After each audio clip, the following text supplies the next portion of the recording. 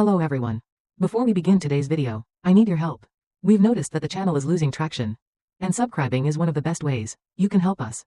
It's quick, free, and allow us to continue bringing you great content. Your support means everything. Let us keep this channel growing collectively. Thank you very much. Now let's begin the video. It is clear that I am just an ordinary teenager, adopted from an orphanage. Yet I can see translucent comment threads floating everywhere, and even predict the future destiny of each child. This is simply because I coincidentally gained the ability of a story-watching outsider. Those comments are telling me the little girl huddled in the corner, clutching a tattered rag doll, is the one who truly deserves protection. The corridor of the welfare institution was dimly lit with yellow light. The smell of disinfectant mixed with laundry detergent assaulted my nose. I followed my uncle inside, the crisp sound of leather shoes stepping on the cement floor echoing. My uncle was here this time to adopt a child, and I, in the nominal capacity of a nephew to keep him company, pretended to be well behaved. But my eyes couldn't help but dart around everywhere. Just then, something strange happened. Translucent white characters suddenly appeared before my eyes, exactly like the floating comments on video sites. They ran across the orphanage walls, above the children's heads, and even on the folder in the director's hand. Open black lens bracket, here they come, the cannon fodder plot before the female lead appears, close black lens bracket. Open black lens bracket, this poorly dressed man, one look and you know he's a passing villain, lowlife, close black lens bracket. Open black lens bracket, the director doesn't even spare a glance, close black lens bracket. Open black lens bracket, already poor and still wants to interact with the female lead, close black lens bracket.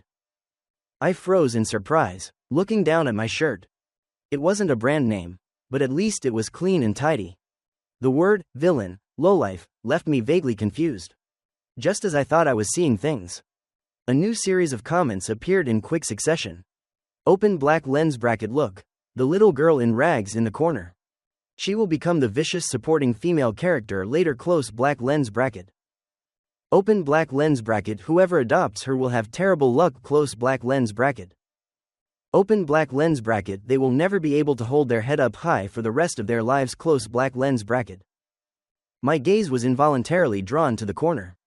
There was a skinny little girl there, in old clothes, but her eyes were unusually bright. The comments said she would become the vicious supporting female character later. But for some reason, I developed intense suspicion about that. The comments suddenly started flooding the screen madly, directing attention to the little girl in the blue dress. Following the guidance, I looked towards the window. And indeed, there was a neatly dressed little girl sitting there, with beautiful braided hair, quiet in a way unlike other children her age. But those comments made me confused. They talked about future rich young lady, and the plot begins. No different from watching a TV drama. I rubbed my eyes, wanting to dispel the illusion. Just then, I heard my uncle discussing adoption with the director. I want to adopt a slightly older child, easier to talk to, my uncle said, while glancing around the activity room, finally settling on the little girl in the blue dress. This little girl looks well behaved. Before the director could reply, the comments before my eyes were as noisy as a bustling market. Open black lens bracket, choose her, this is the female lead's beginning, close black lens bracket. But amidst it all, a few comments mentioned the tiny figure, ignored in the corner. I couldn't help but look over. Next to the old wooden cabinet, a little girl was huddled up, wearing a set of faded clothes, with messy hair, clutching a tattered rag doll tightly. Compared to the other children, she looked even more lonely. How about we look at the little girl in the blue dress first? My uncle's voice rang out. The director was also preparing to call the girl. But for some reason, my eyes could not leave the little girl in the corner. In those dark eyes, there was an indescribable stubbornness. Looking at the small figure clutching the worn-out doll, my heart suddenly tightened. The way she held that doll reminded me of the only toy I ever hid under my bed when I was little.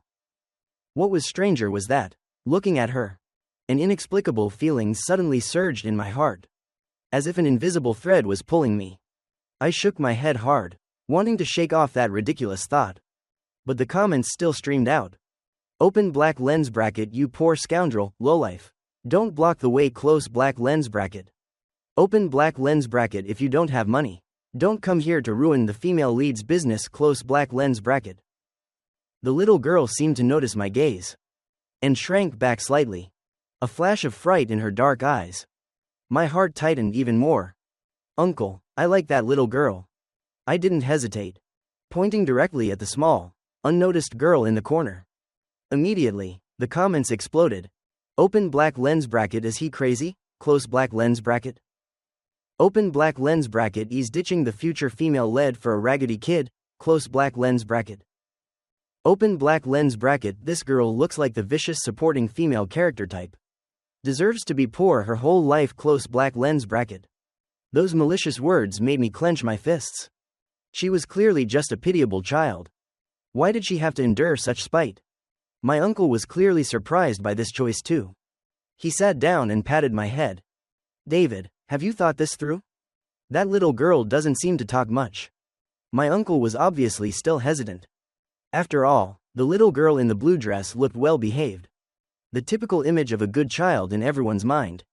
But I nodded firmly, intentionally raising my voice so everyone could hear. I've thought about it very clearly. Uncle, I like her. The doll in her hand looks exactly like my toy when I was little. Besides, her eyes are sparkling, like stars in the sky. The statement was half truth, half fiction. Indeed, the doll brought back childhood memories. But what truly attracted me was her eyes. They clearly held a sense of tranquility, yet contained a hint of stubbornness, like a resilient little blade of grass growing out of a rock crevice. The director also looked surprised. He walked to the corner and gently patted the little girl's shoulder. Luna, would you be willing to go home with this uncle and this young brother? The little girl named Luna immediately looked up. Her dark eyes darted back and forth between my uncle and me, her hand clutching the old rag doll so tightly that the fabric was wrinkled white. She didn't say anything, only making a soft sound, exactly like a frightened kitten. The comments were still frantically flooding in. Open black lens bracket, her personality is reserved and dull. She's definitely going to be hated. Close black lens bracket. Open black lens bracket, a poor couple. Just wait to be trampled on. Close black lens bracket. But I didn't care. I just quietly walked over to Luna, sat down, and tried to keep my voice gentle. Hello, my name is David. You're Luna, right? The little girl still didn't answer. She just retreated with the doll, revealing half an eye to secretly peer at me. I continued to make conversation. My doll when I was little was named Lily, because it was a black cat. Luna's eyelashes trembled slightly. She seemed to be drawn by the name, Lily. She whispered timidly, Its name is Mickey. Her voice was as tiny as a mosquito, but I heard it clearly. Mickey? What a cute name, I laughed. My uncle stood by and watched for a long time, finally sighing and saying to the director, All right, since David likes this child, let's go ahead with the paperwork. Even though he didn't understand my choice, my uncle always cared for me and never refused my wishes. During the paperwork, the outsider comments kept pouring out, saying things like, the plot has gone off track, and the plan to raise the vicious supporting female character. All of them were unpleasant words. I resolutely ignored them, only occasionally sneaking a glance at Luna sitting on the long bench.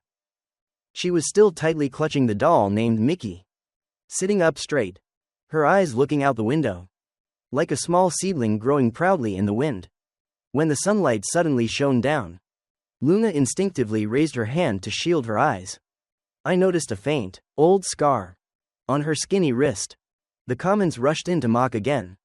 Open black lens bracket, the poor couple officially makes their debut. Close black lens bracket. Open black lens bracket, enjoy the sun while you can. Don't ever dream of good days in the future. Close black lens bracket. I suppressed my anger, silently walked over, took off my sun hat, and gently placed it on her head. The sun is too strong. Put this on. The hat was too big for Luna, covering nearly half of her face. She looked stunned, then whispered softly, Thank you, brother. My uncle drove the old car that was parked outside the gate. I slipped into the backseat first, then reached out my hand to Luna. Let's go home. The moment I grasped her hand, I felt a wave of coldness. Her fingers were rough, indicating that she must have done quite a bit of work at the orphanage. Once in the car, she immediately clutched her doll tighter, her body unconsciously leaning towards the window, exuding a sense of anxiety and unease. The car slowly left the orphanage, and my heart felt strangely peaceful. The bothersome comments were still floating, but they were less jarring than before. My uncle looked at me through the rearview mirror, his voice full of curiosity. "David, why did you insist on choosing Luna?" "It's nothing," I deliberately blinked, putting on an innocent look. "Because she's definitely going to be my good lifelong companion later." What I didn't say was, from the first time I saw Luna, a crazy idea had taken root in my heart. This is going to be my future wife.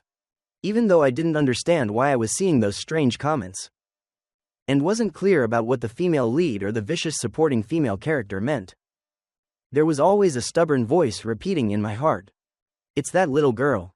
The car stopped in front of the old apartment building where we lived. Luna looked up at the stained walls, the messy tangle of electrical wires, her eyes showing both curiosity and hidden anxiety. The comments immediately mocked. "Open black lens bracket, a classic slum setting, close black lens bracket. Open black lens bracket, the tragic life of the vicious supporting female character begins here, close black lens bracket." I pretended not to see them, holding Luna's hand and pulling her upstairs. Our apartment was on the 3rd floor. The stairs were quite steep. "Walk slowly." This time, she didn't pull her hand back, her small, cold hand obediently resting in mine. When we reached the turn on the 2nd floor, Luna suddenly stopped and gently asked in a soft voice, "Does your house have good food?" I immediately nodded strongly. Of course, my uncle is a great cook.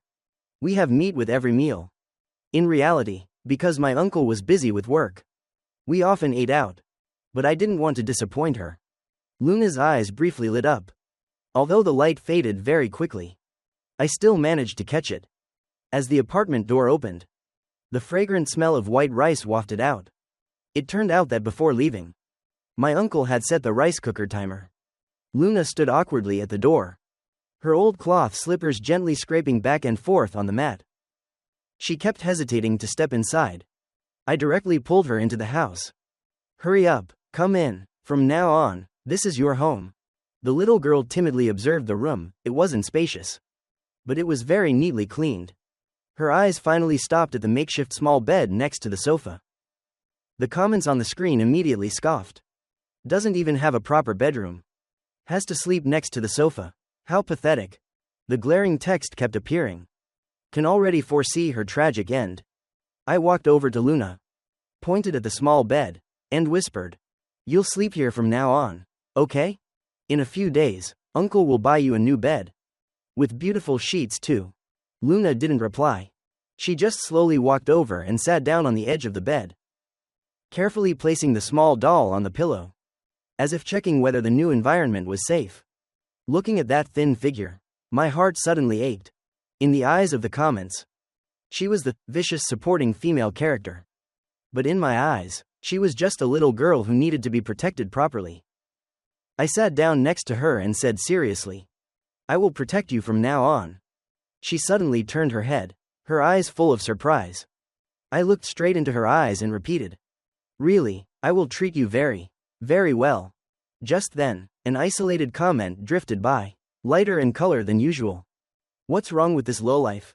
The plot seems a bit off."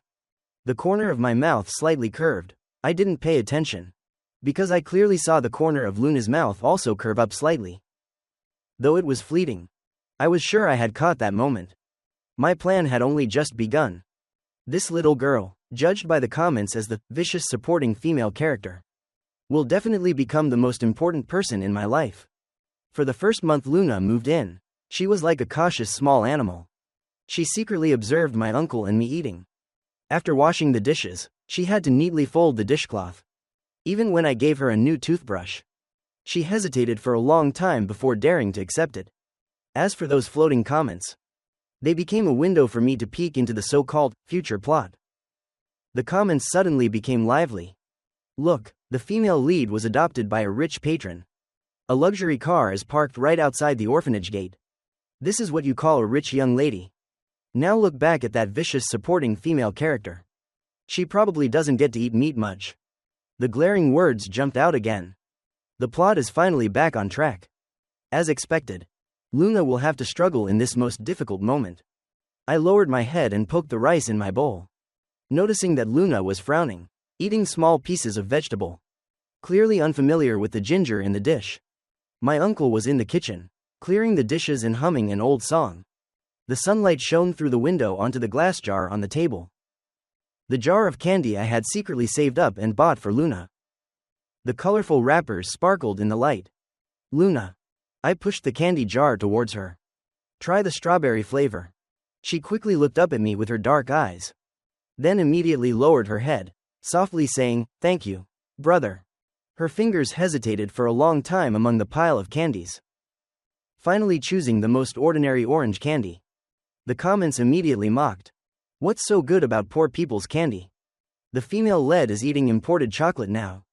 I tried to ignore those malicious words, only noticing that after finishing the candy, Luna carefully smoothed out the wrapper and tucked it into the old comic book she brought from the orphanage. That comic, which was missing pages, had a faint drawing of a rabbit, but she treated it like a treasure. On the weekend, Uncle had to work overtime, so I took Luna to the nearby park to play. She still didn't like to talk much, just held onto my shirt hem and followed behind. By the flower bed, she suddenly squatted down, gazing intently at a trampled daisy leaning sideways. The comments again sneered. So countrified, never seen the world. The female lead is learning flower arranging in her private manner now. I also sat down next to her, watching her small hand gently prop up the daisy, and even find a small branch to use as a support. It must be hurt, she whispered, her voice full of pity. It's okay. I took out a bandage I had prepared in my pocket. It's like dressing a wound. It will heal quickly. Knowing that putting a bandage on a flower was silly, I still carefully helped her wrap the bandage around the flower stem. Luna, looking at me sticking the bandage on the flower with ridiculously serious face. She suddenly giggled. That was the first time she had laughed in front of me. Like ice melting in winter, sunlight pouring through a crack. Her eyes curved into crescent moons. A faint dimple appeared at the corner of her lips, and even the smudge of dirt on her cheek became lively. The comments immediately exploded. What's this? The vicious supporting female character is laughing? The lowlife must have used some cheap trick to lure her. But I no longer had the presence of mind to notice those harsh words. Looking at Luna's radiant smile, my heart felt as if someone had gently touched it, warm and ticklish. I pretended to be calm and cleared my throat twice, smiling. Is there something strange? She shook her head, gently touching the bandage on the daisy with her small hand. David, you are so kind. That was the first time she had proactively complimented me. My face flushed, and I quickly turned my head away. Of course, I'm your brother. No, your friend. On the way home, Luna talked much more. She pointed to a stray cat on the street. It's as skinny as Mickey. She looked up and asked me, are the clouds in the sky made of cotton candy? I patiently answered each of her questions, while thinking, this is not the vicious supporting female character the comments spoke of. She is clearly a child with a gentle inner world. That little girl is just a normal child, longing for love. In the evening, when my uncle came home from work, he brought a few fried chicken drumsticks bought from a restaurant. Luna's eyes sparkled at the sight of the oily drumstick, but she only dared to take small bites, and even secretly put the biggest piece into my bowl. Luna, eat it yourself. I quickly spooned it back, but she stubbornly pushed it back. You eat it, you gave me a strawberry candy yesterday. My uncle, sitting next to us, was stunned, then waved his hand. Don't fight over it, I'll buy more tomorrow. Watching Luna gnaw on the chicken drumstick little by little, her appearance so innocent and cute, I suddenly felt that a simple life like this was truly beautiful. There were no supercars, no villas, no imported chocolate, but there was my uncle's nagging, the chicken drumstick Luna secretly shared, and the glass jar slowly filling up with colorful candy wrappers. These small joys were warmer than any luxury. In the middle of the night, I woke up to use the restroom, and when I passed the living room, I found Luna's small bed empty.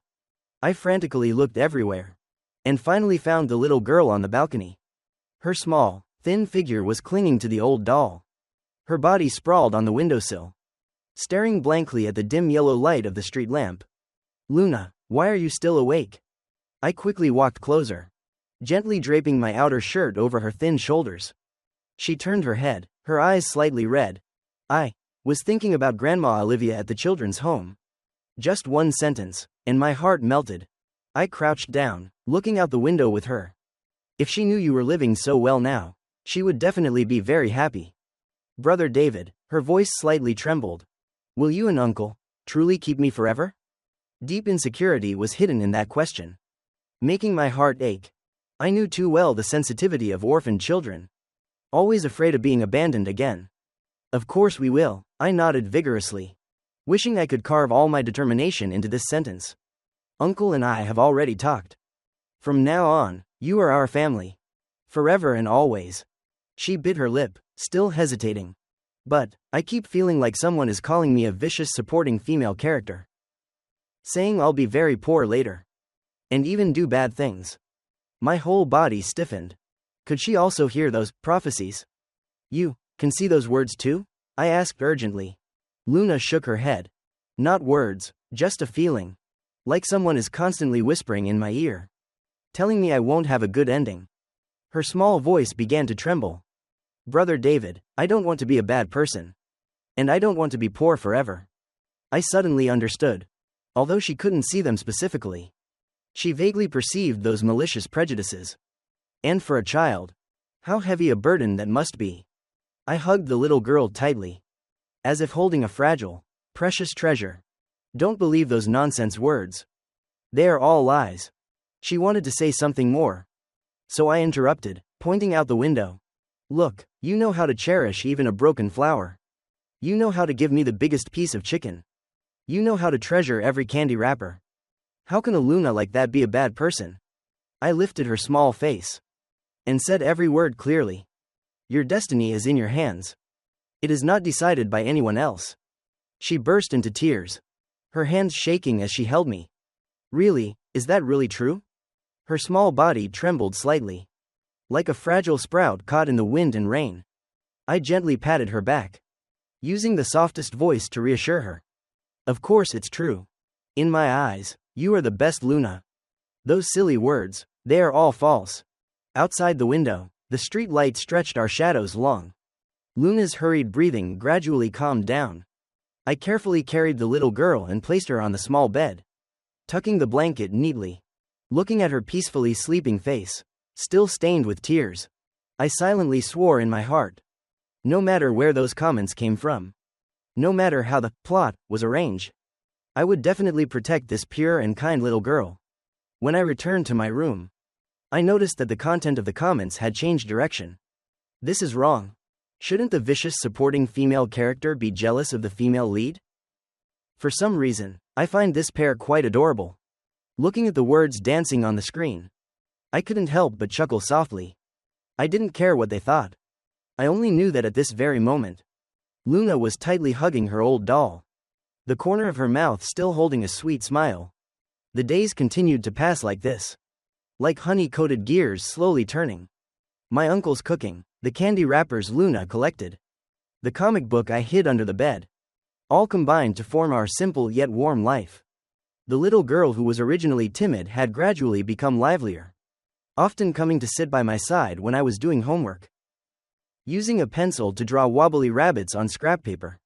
Sometimes when Uncle had to work overtime, Luna would clumsily cook rice in the electric cooker. And even though the rice was often half-cooked, my uncle and I always pretended to enjoy it very much. The sporadic comments gradually became background noise in our lives, unable to shake the genuine affection between us. Whenever I saw Luna seriously collecting candy wrappers, or clumsily trying to help with housework, I became even more convinced. The so-called vicious supporting female character setup, or tragic destiny, could not compare to the truly adorable little girl right in front of me. On TV, a piano award ceremony was broadcasting. Under the brilliant lights, the elegant female lead received the golden trophy. The comments immediately surged. This is the real rich young lady. Look at her poise. The vicious supporting female character is probably washing dishes now. I turned to look at Luna sitting next to the tea table, She was concentrating on painting with an old watercolor set. Sunlight streamed through the window, casting a golden halo on her fluffy hair. On the crumpled paper was a drawing of the three of us. Uncle holding her hand, me holding a giant candy. And next to it, the wobbly words, family. The glaring comments reappeared like a flock of black crows above her head. The drawing is terrible. The female lead's casual sketches can be sold. That's the difference. I intentionally held the freshly peeled apple to block her view. It's a beautiful drawing. I'll buy you a new 12-color watercolor set when I save enough money. Luna's eyes lit up. But she put the apple aside, opened the drawer and took out an old rusty tin box, inside which were neatly arranged coins. I have savings too, let's save up together. That was the leftover money Uncle gave her for breakfast, along with the change she earned from helping neighbors. The box was heavy, like the seriousness in her heart. I suddenly remembered the parent-teacher conference last week, where the math teacher specifically praised Luna for her rapid progress. Meanwhile, the highly praised female lead was rumored to have offended many classmates at the aristocratic school due to arrogance. The predestined halos seemed to be diverging further and further from reality.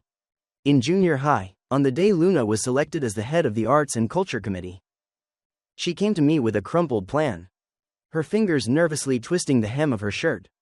My class is putting on a play, and I want to play the matchstick girl. I was mending my uniform, and stopped to ask, why choose that role? Isn't the girl's ending very tragic? Because she's very brave. She never gave up hope, despite the cold and hunger. Luna's eyes sparkled in the light. The answer warmed my heart. I suddenly understood, no matter how much the comments said, they could not change the radiant light emanating from the little girl in front of me. The comments jumped out again. Typical, the vicious supporting female character only fits a pitiful role. Look at the female lead, playing Cinderella is more appropriate. I put down the needle and thread, and looked intently into Luna's eyes. If you act, you will definitely be the best. On the day of the play, my uncle and I sat in the last row of the auditorium. When Luna, wearing a patched old dress, walked out, the whole auditorium suddenly fell silent. The way she shivered from the cold was acted so naturally. And when the match light reflected on her face, her expression of longing brought tears to the eyes of many in the audience. Amidst the thunderous applause, Luna found my spot, and secretly made a cute star gesture. After the performance, she held the best performance certificate and rushed towards us. Uncle happily hugged her and spun her around, the certificate fluttering in the wind. In that warm moment, I noticed the familiar luxury car stopping outside the auditorium. The female lead's car. The comments exploded again. Look how much the female lead's parents value her. The poor lowlife family doesn't even have a decent relative show up. This is the beginning of the vicious supporting female character's jealousy. I was about to lead Luna away, when the female lead, wearing a stunning princess dress, approached with her parents. Your acting was good too. You really look like the character. Her tone was full of condescension. Her mother impatiently urged, don't waste time with irrelevant people. Those words cut into my heart like a knife. Just as I was about to react, Luna gently pulled my sleeve and smiled sincerely. Thank you, your Cinderella was also very good. This reaction confused the comments. Wrong script. Why isn't the vicious supporting female character angry? On the way home, Luna carefully held the certificate, her eyes under the streetlights brighter than the stars. Brother David, I feel the matchstick girl is braver than Cinderella, because she always relies on herself. That realization suddenly hit me. No matter how exaggerated the comments were, they couldn't deny one fact. This little girl was shining in her own way. The smile on her face was pure, bright, and completely unblemished. Clearly, the female lead hadn't expected such an answer. I was stunned, and even her parents clearly showed surprise. On the way home, Uncle patted Luna's head and sighed emotionally. Our little girl has truly grown up. She cheerfully ran ahead, excitedly mimicking some of the stage movements, as if the recent encounter had never happened. In that moment, I finally understood the ultimate darkening scenarios that those comments were eagerly anticipating would forever fail to materialize. Because this little girl, who grew up amidst the smell of home cooking, held something more precious in her heart than any prearranged halo. It was the resilience honed by life. The courage to maintain goodness even in adversity. In the quiet of midnight, I accidentally discovered a new drawing on Luna's desk. In the picture, two girls stood side by side. One wore a splendid princess dress, bathed in brilliant light. The other was in simple, ragged clothes, but held up a burning matchstick. The small flame illuminated both their faces. In the corner of the drawing was a neat line of text. "Every girl can be a princess." My heart felt as if it had been soaked in warm water. Gentle and deeply penetrating. The comments floating above the drawing seemed to gradually become transparent. "This plot is wrong. Did we look at the wrong person?" I gently tucked the drawing into her sketchbook. The moonlight outside the window crept into the room, warm like the match's flame. No matter how rampant the comments were, reality had crushed the script they tried to impose. Luna was never the vicious supporting female character. She was simply herself. The one who would help the elderly neighbor carry groceries. The one who saved every penny to buy watercolors. The one who could still light a flame of hope in the cold wind.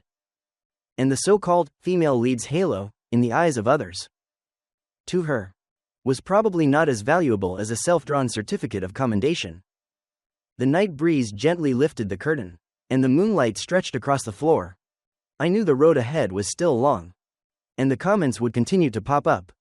But as long as she could use her matchstick to light up the darkness, those prophecies of fate would sooner or later vanish like morning dew under the sun. Years went by, and in high school, Luna became the most brilliant dark horse in school. Her notebooks were always dense with writing. Even the back of scrap paper was covered in function graphs.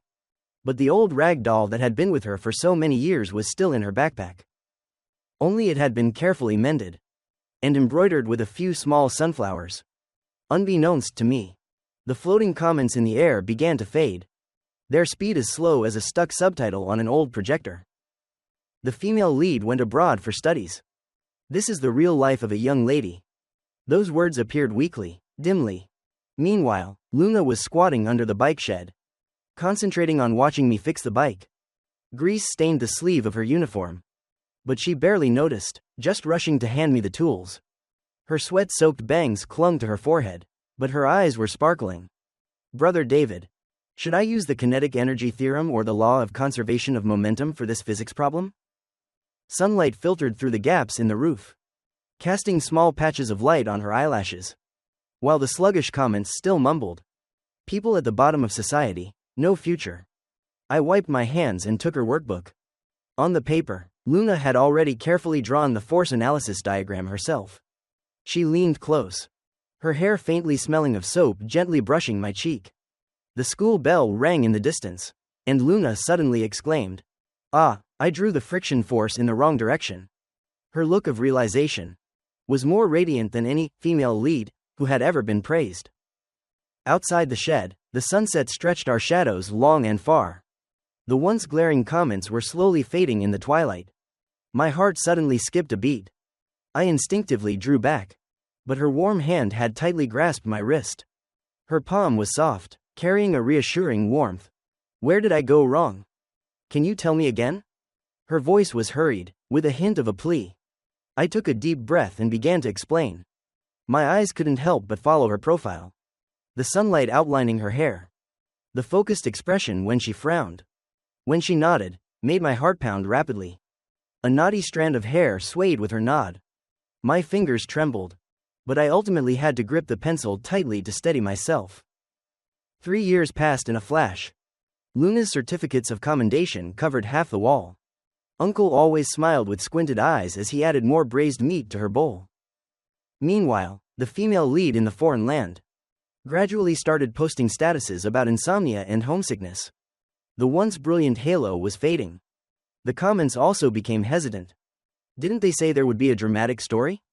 Why is the girl who followed that poor guy smiling so happily? When Luna received her acceptance letter for the biology department at a top university, she burst into tears in Uncle's arms like a child. Then tightly hugged me, her tears soaking my uniform. She sobbed, "If it weren't for you and Uncle, I wouldn't be here today." I gently patted her trembling shoulder, repeating the promise from years ago. She looked up, her face tear-stained, her nose red. "What about you? We have to go to school in the same city, okay? I smiled and nodded, but my heart was heavy. Looking into those expectant eyes, I quietly clenched my fist. Even if I had to stay up all night, I had to keep up with her pace. In those days, I buried myself in piles of exam papers. During the day, my fingers were numb from writing. And at night, I was still diligently studying under the lamp. Luna was always quietly by my side. When I dozed off, she would place a cup of hot milk next to my hand. When I got stuck, she would flip through thick reference books looking for solutions. When I was hungry at midnight, she would sneakily bring me some half-cooked instant noodles. One dawn, I fell asleep slumped over a practice test. When I woke up, her jacket was draped over my shoulders. On the corner of the desk was a thermos. And under it was a crumpled note. "Keep going, bro." Next to it was a drawing of a rabbit firmly holding a carrot. It felt like the humble warmth my mother had left me. The moonlight happened to stream through the windowsill, making the translucent comments even more vague. "The plot has collapsed. This low-life serious look is actually a bit handsome." On the day the university entrance exam scores were announced, my score was just enough to meet the acceptance standard for Luna's university. When she heard the news, she was like a joyful fawn, rushing over and planting a kiss on my cheek. The world suddenly contained only the sound of my heartbeat. The sensation on my cheek was like a feather brushing past, carrying her characteristic scent of soap. We both froze simultaneously. Her ears were so red they looked ready to bleed, stammering in explanation that it was just because she was so happy. The stubborn comments suddenly fell silent for a few seconds. Then one sentence sparsely appeared. "I've eaten this dog food." I looked at her flustered expression, and suddenly realized that the girl who once held a matchstick had now grown into the figure that made my heart flutter. And the vicious supporting female character, labels that were once so prevalent, had long melted away like spring snow. In her radiant smile, I took a deep breath, mustering all the courage I had, and gently held her hand. "Luna, I'm very happy too." Her hand was warm, trembling slightly, but she didn't pull it away. We looked at each other and smiled. Sunlight streamed through the window, stretching our figures long and far. I knew that the haunting bullet comments, the setups of the lowlife or the vicious supporting female character, had all completely faded in this moment. The gears of reality had long been knocked off the predetermined track by our efforts, and were heading towards a future filled with light. The summer before university, I finally saved up enough money to buy Luna a new watercolor set. Not 12 colors, but 48 colors. She received the gift, her eyes shining as if stars had fallen into them. "Brother David." She looked at me, her eyes serious. "I actually knew you weren't a lowlife all along." I was stunned. "How did you know?" Luna smiled, her dimples showing just like when she was a child. "A lowlife wouldn't fix the chain on my bike for me. They also wouldn't stay up all night to study with me. And even more so, wouldn't make me want to be by their side forever." My heart pounded rapidly, as if it was about to burst out of my chest. So, she knew everything. She knew I didn't just see her as a friend. She knew the small feelings I hid in every little detail. Outside the window, cicadas buzzed loudly, and the sun was bright and warm. Looking at Luna's smile, I suddenly felt that, from that gray corner of the orphanage years ago, my long-term plan had finally blossomed into the sweetest flower in reality. And the poor, low social status, fate, that was once predetermined, had long been rewritten by our hands into a story full of love and hope.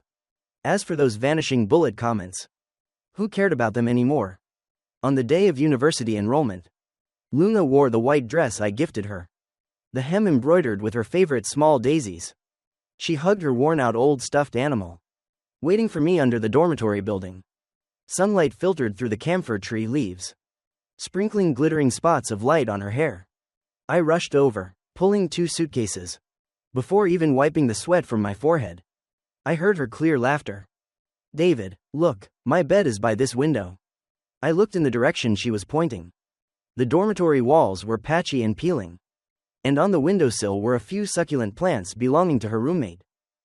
The lazy bullet comments floated above the clothesline, with only a few sparse sentences. "The female lead is in a private dormitory at a prestigious foreign university." with 24/7 butler service. The vicious supporting female character is in this shabby place. The lowlife is still dressed poorly. The suitcases are full of old things.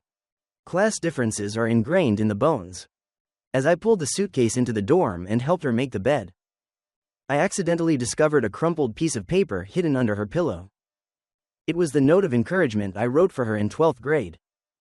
The corner of the paper was slightly smudged, likely from her tears. My heart softened slightly. I pretended not to see it, but secretly smiled inwardly. So, I wasn't the only one who hid my youthful feelings in a corner. University life felt like it was on fast forward. Luna buried herself in the lab studying fruits, often returning to the dorm late at night, with strange pieces of grass clinging to her hair. I joined the robotics club, and when I accidentally burned my hand while soldering circuits, she would rush to the club room with a first aid kit, frowning as she applied ointment for me. We often stood next to each other in the library, sunlight streaming through the enormous glass window, scattered across the open books. When she was tired from studying, she would secretly look at me, and when I noticed, she would quickly look down, her ears bright red. One late autumn afternoon, I worked very late at the club. Stepping out of the lecture hall, I saw Luna wrapped in my old jacket, squatting on the steps waiting. She was holding a thermos cup. Seeing me, she jumped up. "David, I made you some ginger tea. Drink it to warm up. It's cold." The rising steam carried a hint of sweetness. I took a sip, the warmth spreading from my throat to my heart. The bullet comments under the streetlights drifted by, their color even paler than in high school. The female lead is dating a rich young master. Her boyfriend drives a supercar to pick her up after class. The vicious supporting female character is still waiting for the lowlife to get off work. The plot is getting more and more off track. They said the vicious supporting female character would have a comeback. How is it that they look like a couple spreading sweetness every day? I looked at Luna's nose, red from the cold, and suddenly remembered the gray little girl in the orphanage years ago. After all these years, she was no longer the predestined suffering character in the comments, but had become a person who knew how to shine on her own. "Are you cold?" I tucked her hands into my jacket pocket. "Don't wait up for me this late again." "No, I'm not cold." Luna shook her head, her eyes sparkling. "Walking home with you is what makes the journey meaningful." We walked side by side on the way back to the dorm, the fallen leaves crunching under our feet. Passing the school's artificial lake, Luna suddenly stopped, pointing towards the surface of the lake. "David, look, the moon." The clear bright moon was reflected on the water, breaking into shimmering silver fragments. I looked at her profile, the moonlight outlining her gentle features. And in that moment, I suddenly wanted to kiss Luna. The thought flashed through my mind and I suppressed it. I wasn't ready, afraid of scaring her away. Unexpectedly, Luna suddenly turned her head, her eyes reflecting the moonlight and my reflection. "David, do you feel like we've met somewhere before?" "At the orphanage. The first time I saw you. You were hiding next to the cabinet, clutching the ball." "No." She shook her head, her eyes a little distant. "It was earlier than that. It felt like it was in a dream. And yet like it was in those floating words." My heart jumped. It turned out she also vaguely remembered the comments. For all these years, I thought I was the only one who saw them. It turned out Luna wasn't completely oblivious. "Do you still remember those words?" I asked cautiously. "I don't remember clearly." She frowned. "It was like a very long dream. In the dream, someone said I was the vicious supporting female character, and you were the poor lowlife." She paused for a moment, then suddenly laughed. "It feels so silly now, looking at Luna's laughing face. The stone that had been pressing on my heart for so many years finally dropped." So, she knew everything. She knew about those absurd setups, but still chose to believe in me. Still chose to walk this path with me. A path once mocked by the comments. Yes, very silly. I also laughed, reaching out to tuck a wind-blown strand of hair behind her ear. My finger brushed against her warm earlobe. But luckily, we didn't believe those silly words. Luna's cheeks blushed slightly. She looked down at her shoes. "David, I actually have something I want to tell you." "Oh?" My heart immediately started pounding. Luna took a deep breath. as if gathering all the courage of her life. I like you. Not the kind of affection a brother has for a sister. But I like you enough to want to be with you forever. Time seemed to stop. The moonlight on the lake. The fallen leaves on the path. The distant sound of insects. All faded into the background. I looked at Luna's cheeks, flushed with nervousness, feeling like my heart was about to leap out of my chest. Me too, my voice trembled. Luna, from the first time I saw you at the orphanage, I've liked you. Luna snapped her head up, her eyes full of joy. Really? Is that true? I nodded hard, unable to resist taking her hand. If I'm lying, I'm a puppy.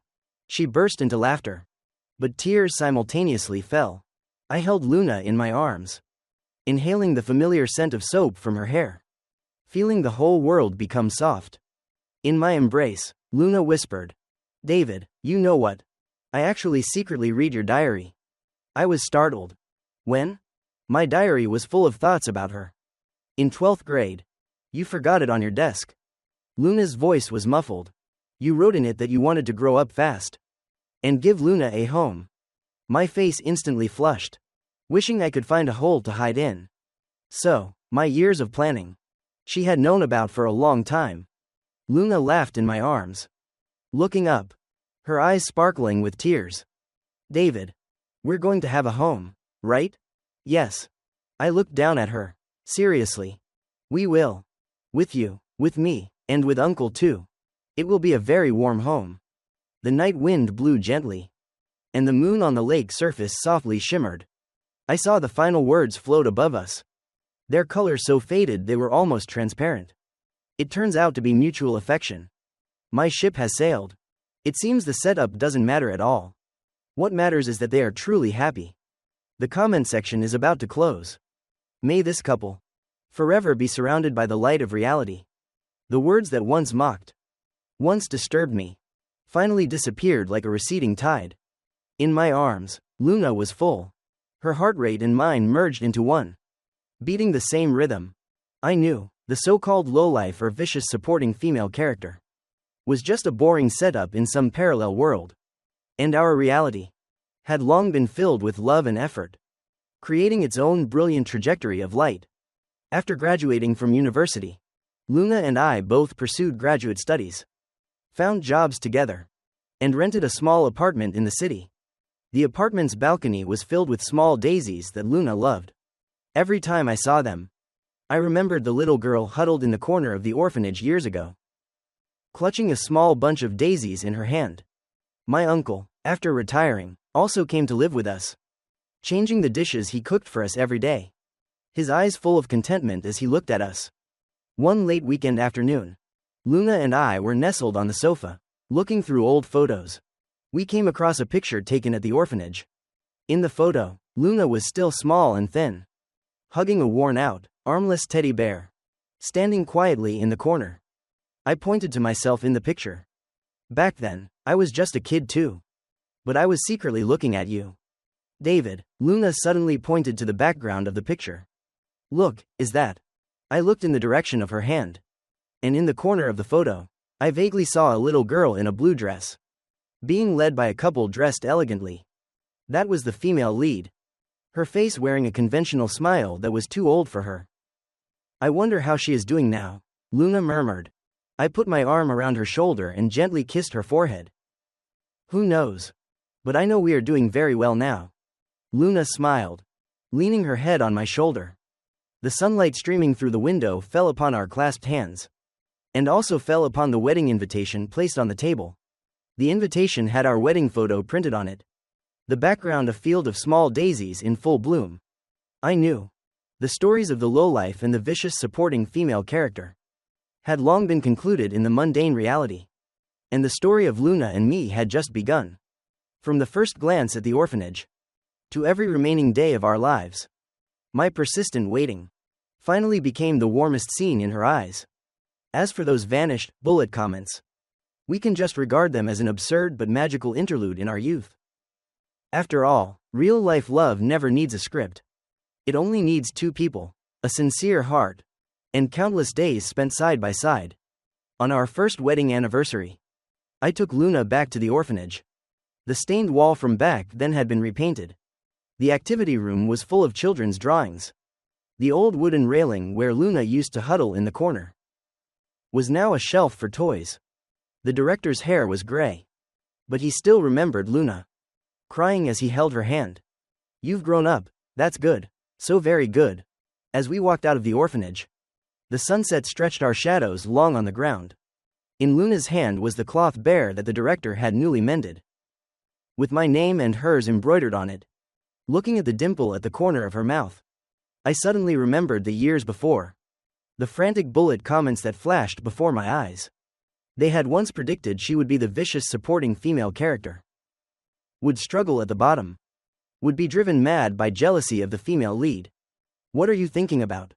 Luna looked up at me, the sunset in her eyes breaking into golden fragments. "I'm thinking."